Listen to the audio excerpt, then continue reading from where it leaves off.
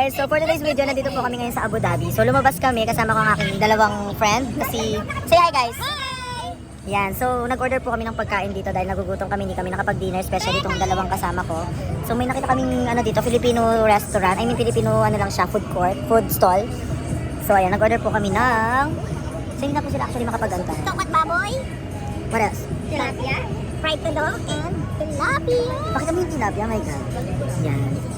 Alam niyo naman kapag malayo tayo sa Pilipinas, namimiss natin yung mga ganitong pagkain. So guys, join us.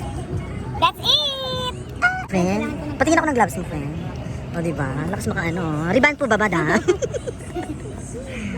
Friend, ano kinakain mo? Hi, ito, piniprepare ko. Ano yung sauce mo? Ano ba ito, babe? Garlic. Wait, hindi ko pa na... So, hindi na siya makapagantay. Talagang gutom na gutom yung mga friend ko. Hindi na nagsasabi. So, meron akong tilapia dito. Meron akong Perfect, kain na tayo. talong. At saka, tokwat baboy. Tokwat baboy, friend, hindi tinipid. Laman kong laman. Pako, nangungusap. Taba pala.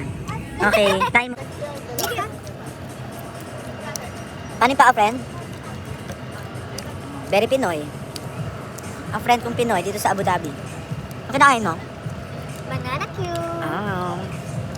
So, ayan, tapos na po kaming kumain. Chikahan na lang ang eksena. At dumami na po kami. Say hi, guys!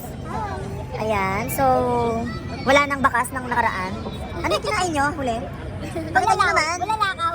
Oh, ayan, bulalo na nasa palanggana. At may pati pa siya. May pati pa. Ayan, so, may libreng tea kami dito. And coffee. And coffee. Sarap. So, yeah, thank you for watching and see you in our next vlog. See ya!